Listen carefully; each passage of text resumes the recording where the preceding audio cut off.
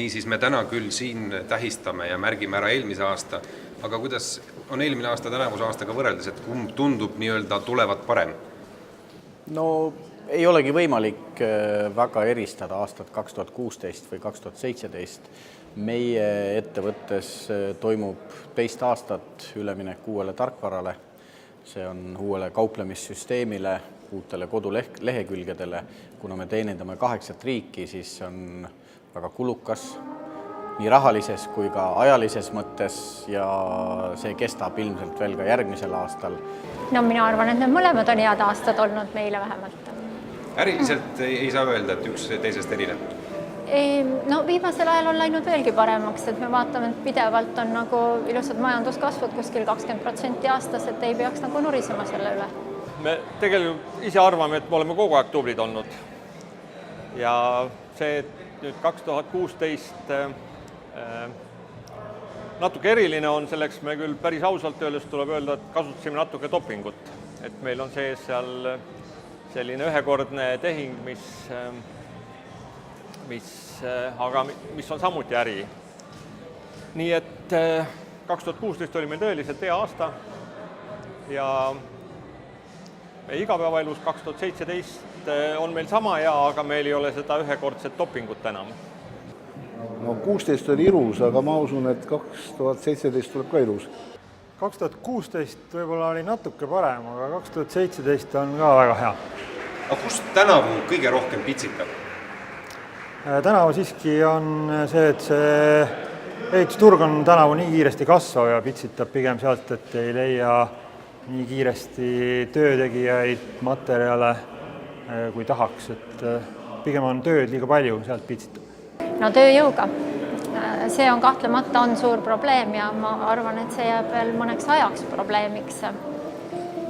Et Eesti on väike ja... Meie äris võib-olla kõige keerulisem on praegu see, et Euroopas on üleüldine optimism ja kui me räägime kullaäri poolelt, siis võib-olla inimesed kulda investeerimisse vaatavad teatud turgudel praegu pisut suurema kõhklusega. Samal ajal kullaäri ongi väga paljuski, kuidas ma ütlen, hooajaline ja tuleb teatud aeg ära oodata ja olud muutuvad ja muutunud olud toovad uuesti inimeste aktiivsuse. Praegult ei pigista. Me oleme logistikaettevõte. Me teenindame Eesti majandust ja väga suures plaanis nii, kuidas läheb Eesti majandusel, läheb ka meil. Nii kui kõigil, meil ei jagu enam inimese, kes teeks tööd. Kahjuks Eesti firmad on nii palju kasvanud, et ei ole enam inimesed. Aga järgmine aasta, mis on need sõnad, mis järgmise aastaga mõttes on? Kasvada, kahaneda, investeerida, koondada? No meie ikka kasvame, et David, me vaatame ikkagi uusi võimalusi, et ma ei taha öelda, et David on otsustanud mõnele konkreetsele uuele turule minna, aga me hoiame kogu aeg silmi lahti. Euroopas on veel kohti, kus on rahvuslik valuuta, kus on investeerimiskulla turg vähe arenenud, kus meile on kohta. Me oleme saanud kogemuse, ma toon siin näiteks Norra, et ega keegi ei oota ühte Eesti ettevõtet Norra turule, aga me läksime, algus oli väga raske, vahepeal tekkis täiesti, ma julgeks öelda, selline skeptitsism. Ka teatud bürokraatlikud piirangud siiamaani ahistavad meid Norras, me ei saa kõiki eluvaldkondi teenindada nii nagu Eestis või paljudes teistes riikides, aga me tänasel hetkel näeme, et me oleme juba turul kõige suurem tegija.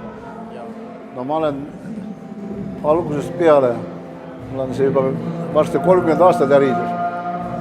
Iga aasta ikka plaan järgmine aasta paremini ja kasvada, ikka kasvada. Järgmiseks aastaks on meil suured plaanid, et alustasime nagu uue tehase projekteerimist praegu ja järgmise aasta lõpuks loodame ta valmis ehitada. Nii et meie kindlasti järgmine aasta kasvame, me suureneme, laieneme. Hetkel üritame vaadata hästi tähelepanelikult, et mis see turg teeb, et kas ta kasvab sama kiiresti edasi või siis tekib ka mingisugune kokkutõmbamine mingil maailmast sõltuval põhjusel, et üritame ajaga kaasas käia ja siis vaadata, kas peaks kasvama või mitte nii palju kasvama, et kahanemist ilmselt ei oota keegi.